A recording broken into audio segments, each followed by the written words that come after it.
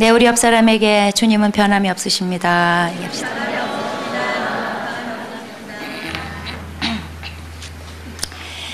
네, 오늘 말씀 빌립보서 3장 12절에서 14절까지 세 절을 보겠습니다. 세 절이기 때문에 같이 한 목소리로 쭉 읽어보도록 하겠습니다.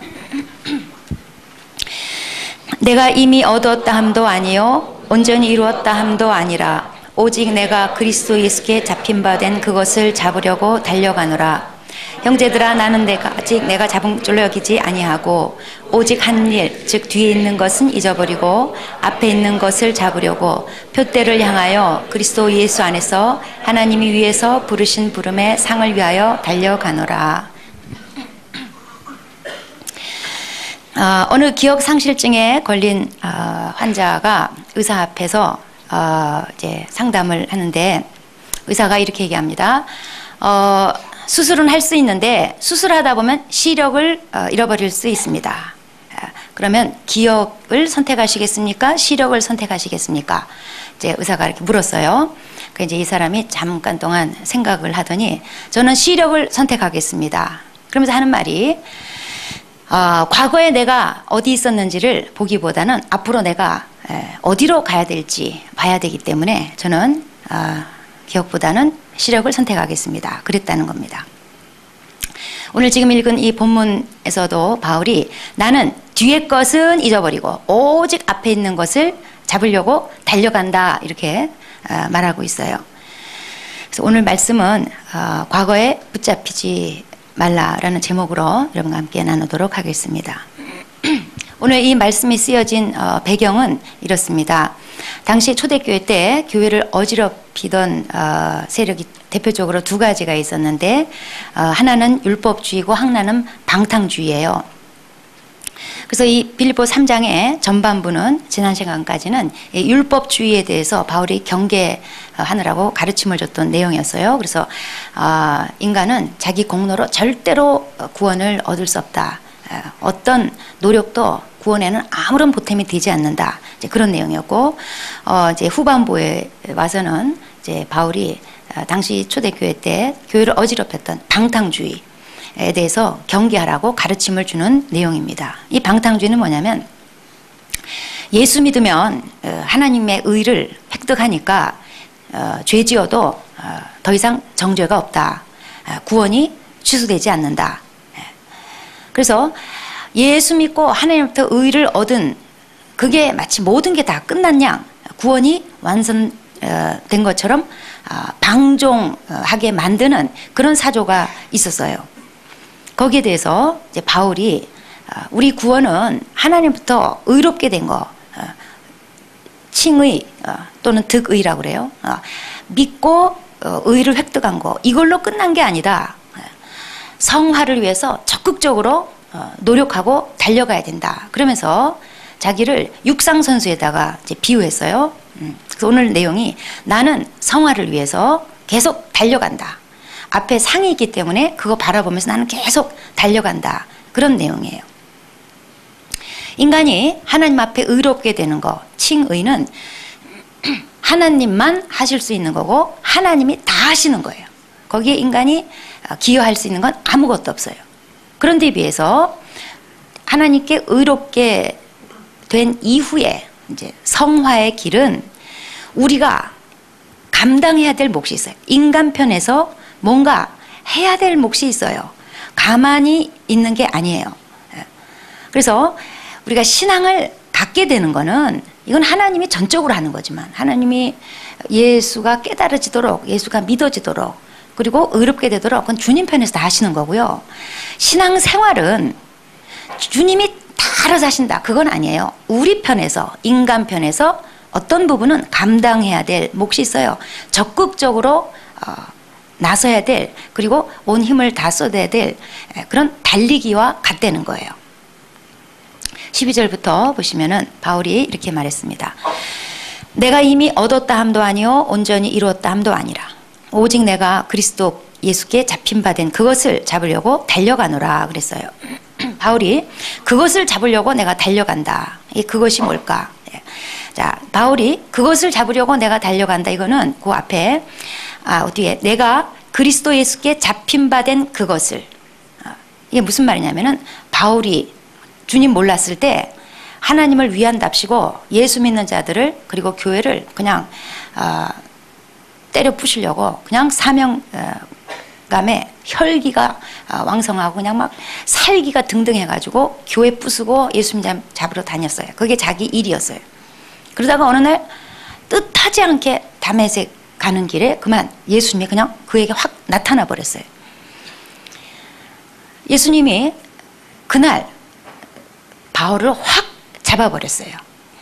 여기서 이 잡는다는 뜻은 헬라어로 경찰이나 이렇게 그런 사람들이 죄인을 체포한다는 의미를 가지고 있어요. 그러니까 뜻하지 않게 바울이요 그냥 예수님께 어느 날 체포돼 버렸어요. 확 잡혀버렸어요. 그게 바울 인생의 전환점이 됐어요. 그런데 내가 그리스도 예수께 잡힌 바 된 그것을 잡으려고 달려가노라. 이 말뜻은 바울이 예수님께 붙잡혔단 말이에요. 바울이 예수님께 붙잡힌 목적, 예수님으로 말미암아서 구원받게 된 목적, 자기를 구원해 주신 목적이 있는데 그 목적을 성취하려고 자기가 달려간다는 거예요. 그러니까 바울이 자기가 구원받은 목적은 단순히 죄사함 받는 거기서 끝이지 않는다는 거예요. 로마서 8장 29절에 하나님이 우리를 구원하신 이유, 바울이 자기가 구원받은 이유는 아들 예수 그리스도의 형상을 닮게 하시려는 하나님의 뜻이 있다는 거예요. 그게 바울의 삶의 목표가 됐어요. 그래서 예수님처럼 살고 예수님처럼 죽고 범사에 예수님처럼 되는 거, 이게 바울의 삶의 목표였어요.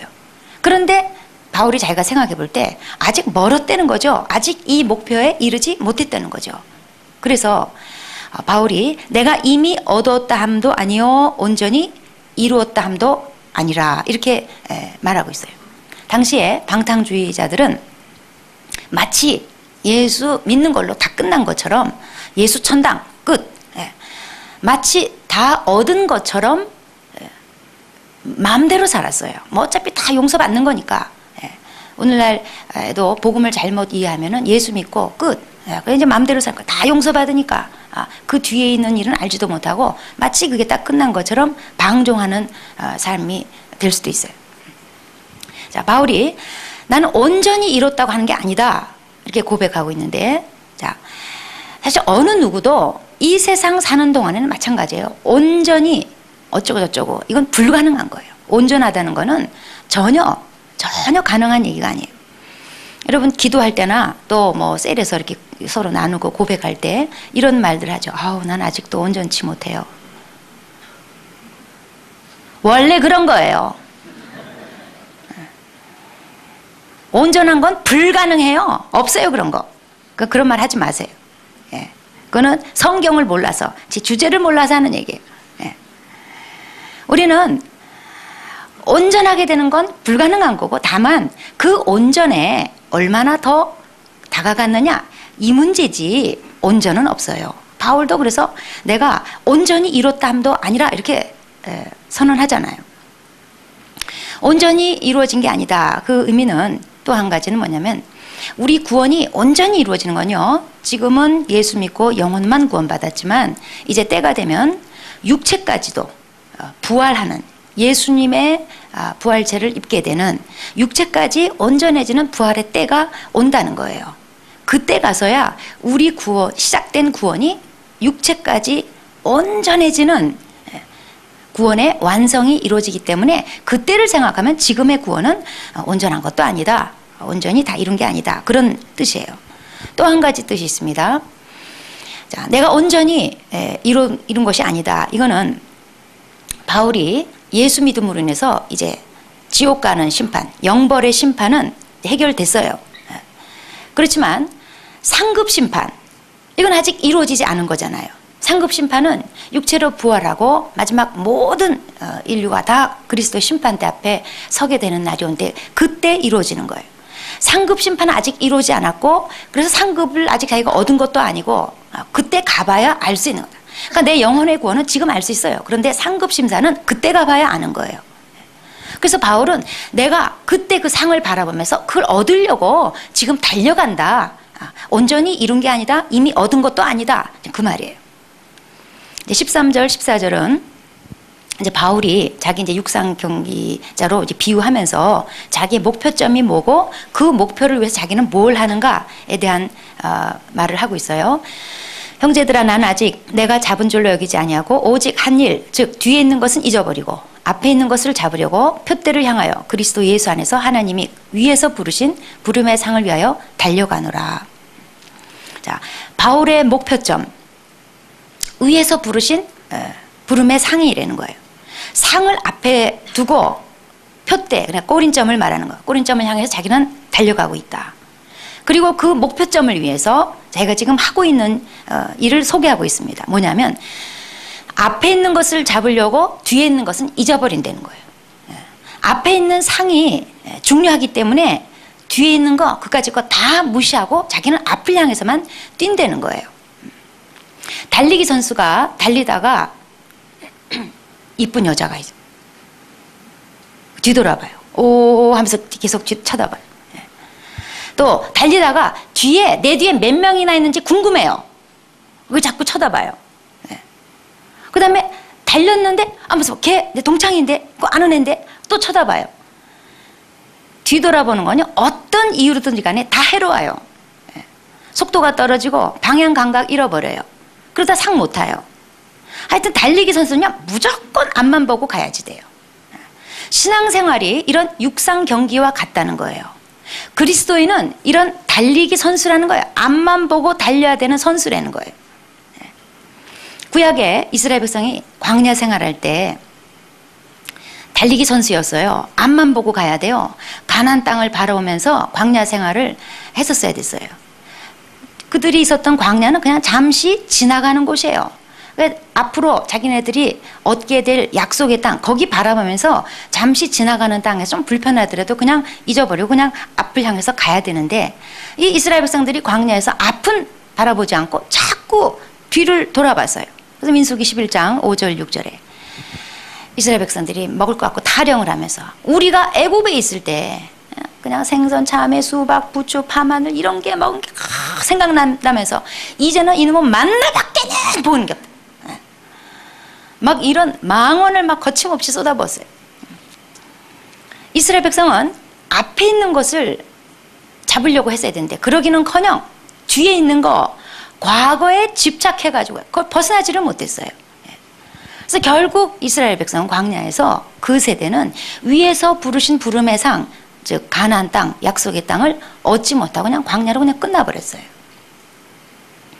사실 신약 백성 오늘날 우리들도 마찬가지예요. 많은 사람들이 앞에 있는 것을 잡으려고 가는 게 아니라 뒤에 있는 것 가지고 타령하고 집착하고 그거 붙들고 늘어지고 그러는 바람에 하나님이 위에서 주시고자 하는 위에서 부르신 부름의 상을 놓치는 경우가 많단 말이에요.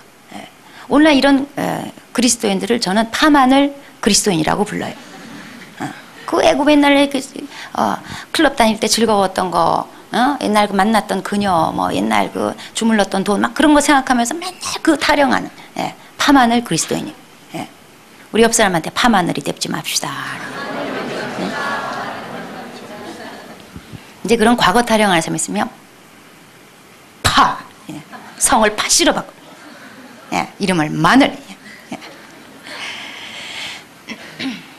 자, 바울이 13절에서 뒤에 있는 것은 잊어버리고 그랬어요.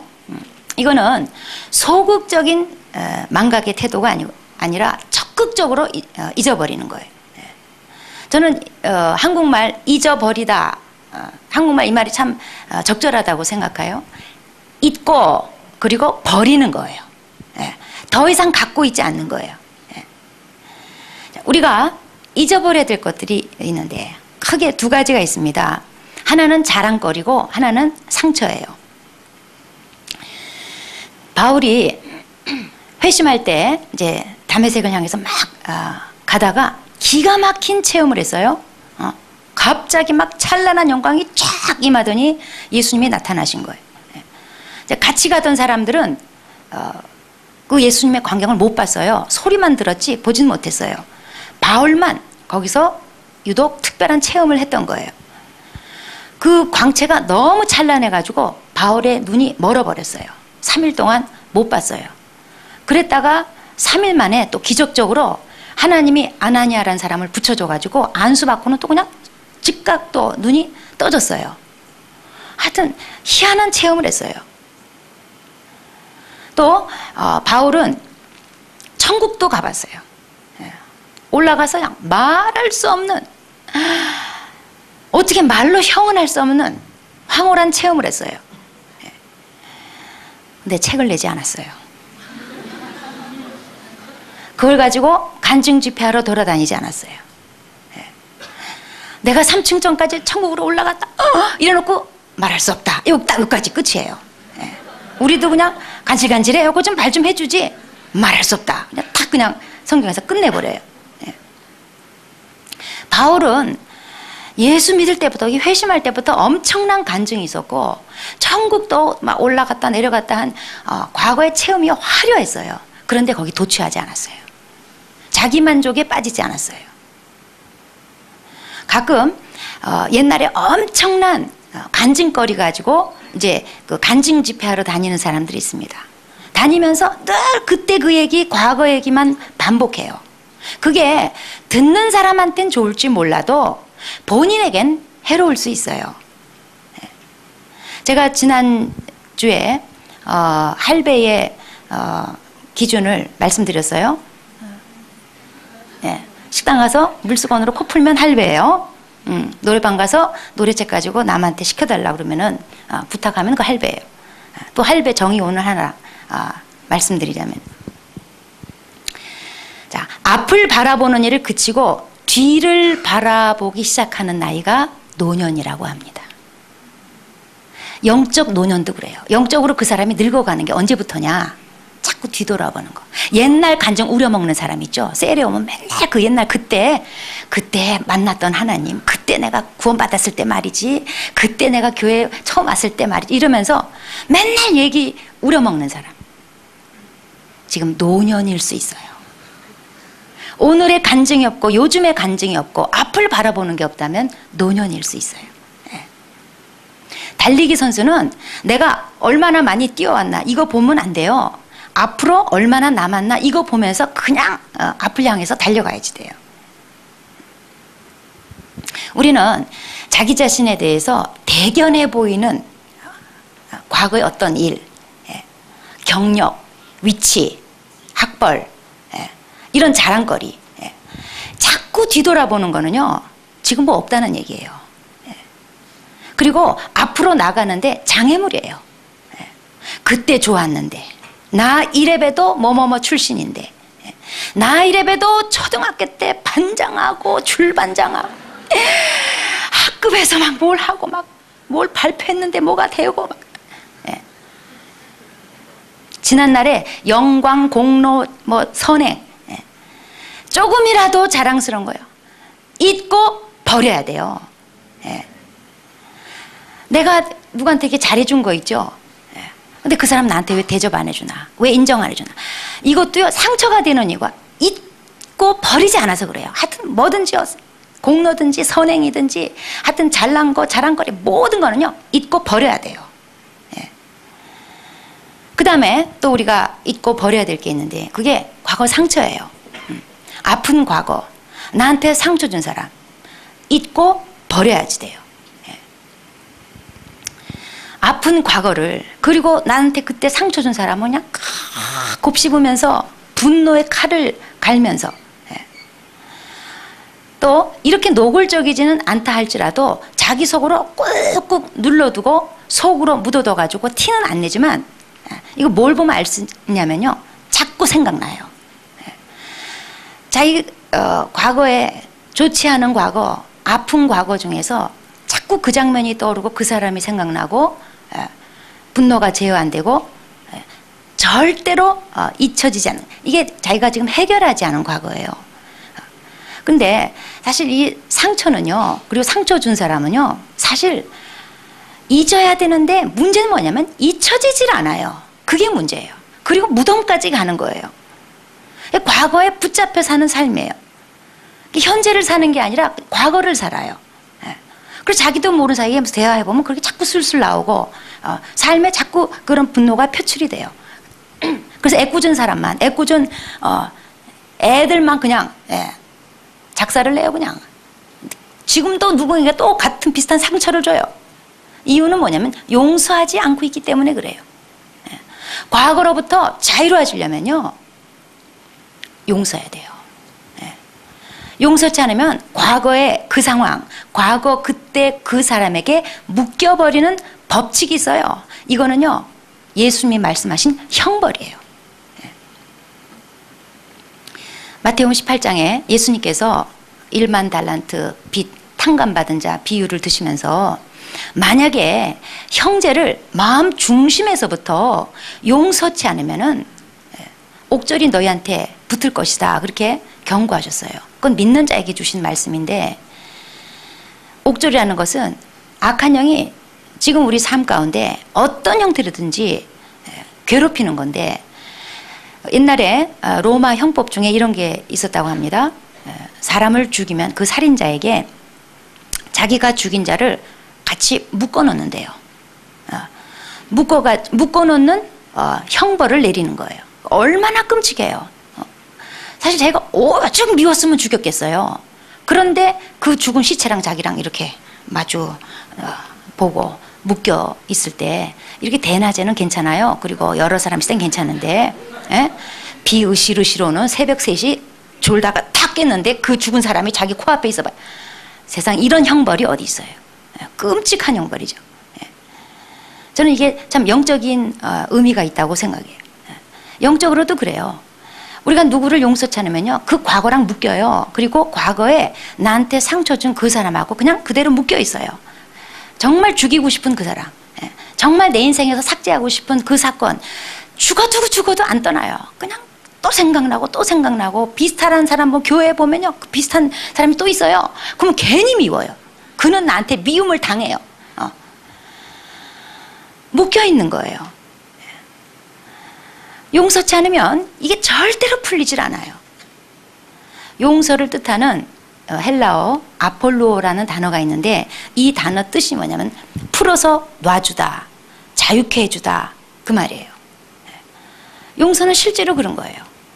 내가 과거에 묶여있다가 그 사건에 묶여있다가 그 사람에게 묶여있다가 그래서 지금도 묶여있기 때문에 끔찍하고 분노하고 막 혈기가 나고 그리고 막 쪼그라들고 과거에 그대로 내가 돼서 그대로 살고 있는 거예요. 그 사람의 영향을 받으면서 지금도 어떤 행동 양상이 나타나는 거예요. 거기서부터 자유로워지려면 용서 외에는 방법이 없어요. 우리 교회에 얼마 전부터 이제 다니기 시작한 새신자가 있는데 얼마 전에 이제 저한테 문자가 왔어요. 이 자매가 이름만 대면 다 아는 모 유명 학원 이제 영어 강사인데 회식 자리에서 이제 총 원장한테 성추행을 당했다는 겁니다. 사람들 거기 그 교사들 다 있는 데서. 근데 이 총 원장이 그러니까 원래 실제 오너가 있고 그 지부마다 왜 그 원장들이 또 다 있잖아요. 이 원장이 워낙 유명한 성추행범이래요. 그런데 다 밥줄이 걸려 있다 보니까 아무도 함부로 거기에 대해서 항의도 뭐 찍소리도 못하고 전부 다 그동안 당해만 왔다는 거예요. 그날 자기 차례가 된 거예요. 그래서 이 자매가 너무 충격을 먹어가지고 그날 이후로 이제 일도 그만두고 아무 일도 못하고 완전히 그냥 분노에 드글드글 끓어가지고 뭐 이제 지금 폐인으로 가는 수순을 밟고 있어요. 그 이제 교회 와서 이제 조금 살만했는데 지금 그런 일이 벌어져가지고 이제 다 죽게 생겨서 저한테 혹시 자기 좀 만나줄 수 있겠냐고 이제 문자가 왔어요. 근데 제가 그 자매를 기억을 해요. 왜냐하면 오후에 이제 새가족반 때 이렇게 보면은 아주 그냥 눈이 철렁철렁 주일날 이렇게 설교 때도 보면은 굉장히 예배 때 집중하고 여러분 저는 이게 불편할 정도로 잘 보여요. 여러분이 저는 쳐다봐도 지금 딴 생각하는지, 딴 좀 피는지, 지금 마음은 골프장 가 있는지, 잠자리에 가 있는지, 술집에 가 있는지, 이상하게 하여튼 다 보여. 뭐 괜히 왔다 이런 그게 다 보여. 안 읽혀야 되는데, 안 읽혀야 되는데. 근데 그 자매가요, 올 때부터 딱 제 눈에 띄었어요. 그래서 제가 이제 마음속으로 그렇게 생각하고 있는데, 저 누구누구입니다. 제가 속으로, 알지? 다 그랬어요. 그래서 제가 이제 보통 때 같으면 그러면 현수장매 먼저 만나라고 보통 제가 하는데, 제가 오라고 아주 특혜를 받아가지고 오라 그랬어요. 그래서 제가 이제 그 자매 또 이거 또 이제 건수 내가 이거 해결하려면 이제 내가 에너지를 모으고 이제 비장한 각오로 딱 이렇게 하고 이제 준비하고 있었는데, 제 방에 딱 들었는데요, 얼굴이 그냥 환해가지고 광채가 나가지고 꽃을 하나 들고 이렇게 하고 나타났어요. 왜냐하면 제가 이제 저 만나기 전에 제가 얘기하면 또 기니까 치유수양회 때 쓰는 그 용서 그 강의 듣고 만나자. 그래가지고 이제 이 자매가 들었대요. 듣고는 그냥 다 해결돼 버렸어. 예. 상황 뚝이요. 예. 용서 해버렸어. 예. 그래서 이 자매는 그때 그 상황, 그 원수, 그 분노로부터 완전히 풀려나 버렸어요. 예. 만약에 용서하지 않았다면 아마 지금도 끙끙대고 자리에 누워가지고 막 인생을 비관하고 그 원수를 막 칼로 마음으로 막 난도질을 하면서 분노하면서 막 교회 나오기도 힘들고 또 하나님하고 또 멀어지고 또 옛날 생활로 돌아갔겠죠. 예. 오늘 간증한 자매도 늘 마음속에 그런 분노가 있었어요. 예. 늘 무참히 엄마를 폭행하는 아버지를 바라봐야 했던 그 어린아이가 그 속에 있어가지고 늘 자기 자신을 죽이고 남을 죽이고 늘 분노가 흘러나왔었어요. 여기로부터 자유로워지는 거는 용서하는 거예요. 그것 외에는 없어요. 그리고 그 사건이 정말 잊고 싶다면, 정말 자기 기억 속에서 더 이상 자기에 영향을 끼치지 않도록 만들고 싶다면은 용서밖엔 방법이 없어요. 그런데 용서치 않으면요 계속 생각나요. 어떤 상황에서도 절대로 자유로워지지가 않아요. 자, 용서하면 과거의 분노에 붙잡혔던 이것으로부터 완전히 자유로워집니다. 예. 용서치 않으면 과거에 붙잡혀있기 때문에 앞에 있는 거 잡지 못해요. 위에서 부르신 부름의 상 어떻게 성화된 길을 가겠어요. 용서치 않은 그 자체가 죄 짓고 있는 건데 용서해야지 돼요. 자, 그렇다고 해서 이제 우리가 이제 과거를 지금 잊어야 된다는 건데, 과거를 다 잊으라 그거냐? 이거는 공부하기 싫은 학생들한테 복음이죠. 뭐 암기 과목 다 잊어버리고 또 제자훈련생 말씀 암송해야 돼. 다 과거를 잊으랬으니까 다 잊어버리고 그런 말이 아니에요. 우리 속담에 원수는 물 위에 새기고 은혜는 돌 위에 새기라 그런 말이 있어요. 기억해서 도움이 안 되는 거는 빨리빨리 잊어버리고 은혜 같은 거는 오래도록 기억하라는 거. 근데 우리는 거꾸로 해요. 원수는 돌에 새기고 은혜는 물에 생겨서 무슨 은혜 받은지 다 까먹어요. 어쩜 그렇게 잘 잊어버리는지. 우린 과거는요 다 잊어먹고 살아야 되는데 두 가지는 꼭 생각해야 돼요. 하나는 감사할 것, 하나는 교훈 얻을 것. 두 가지 용도. 과거에 받은 은혜 돌에 새겨놓고 감사해야지 돼요. 두고두고 기억하고 그건 잊지 말아야지 돼요. 이스라엘의 실패는 잊어버릴 것은 기억하고 기억할 것은 잊어버리고 이게 실패했어요. 광야에서 끝났어요. 그 다음에 우리는 과거 사건을 통해서 과거는 다 있되 교훈은 얻어야 돼요. 이번에 중국 국가주석 시진핑이 와가지고 일본 때리기 했어요. 그리고 일본은 바로 그냥 발끈했어요. 이 시진핑이 하는 그 말이 뭐냐면 과거 잊지 말아야 뒷일에 교훈이 된다 이러면서 일본 때리기 하고 갔어요. 일본은 어떻게든지 과거를 삭제해 보려고 교훈을 얻지 않으려고 발버둥을 쳐요. 자, 우리 인간은 모두 다 과거에 전부 다 실수하고 실패하고 죄짓고 그렇게 얼룩진 과거를 가지고 있어요. 거기에 붙잡혀 사는 것은 잘못된 거지만 교훈은 반드시 얻어야지 돼요. 반복되는 나의 실수와 잘못, 또 유혹을 이기지 못해서 지은 죄들, 또 거기에 따른 쓰디쓴 열매, 징계. 여기서 교훈을 얻지 못하면 바보예요. 근데 우리 한국 사람들은 머리는 좋다는 얘기 많이 듣는데 암기식 교육도 우리는 중시하기 때문에 기억력도 좋아요. 그런데 대형 참사 계속 반복하는 거 보면 교훈을 얻어내지 못하는 거예요. 다 쉽게 잊어버린 거예요. 우리는 컴퓨터나 휴대전화 같은 거 살 때 메모리 용량은 제일 큰 거 사요. 그런 거 선호하면서 정작 자기가 이렇게 기억해야 될 것은요. 어쩜 우리는 메모리 용량이 그렇게 작은지. 저장 기간도요 유난히 짧아요. 그냥 삭제 기능만 발달해 있어요. 우리 그리스도인들은 성화된 망각, 성화된 기억력이 있어야 됩니다. 성화된 망각, 뒤에 거는요 싹싹싹 즉시 삭제. 근데 성화된 기억력이 있어야지 돼요. 과거에서 우리가 그 은혜로운 것들은 늘 감사를 잊지 않고, 그 다음에 과거에 잘못한 거 교훈 얻고, 이 성화된 기억력을 가지고 있어야 돼요. 그래서 감사거리와 그리고 교훈 얻을 거리, 이거 빼고는요 모든 과거는 오래된 과거든지 어제 일도 그리고 오늘 아침 일도 잠시 전의 일도 하여튼 우리는 순간순간 삭제. 아멘. 자, 따라합시다. 삭제. 감사와 교훈만 빼고. 기도하시겠습니다.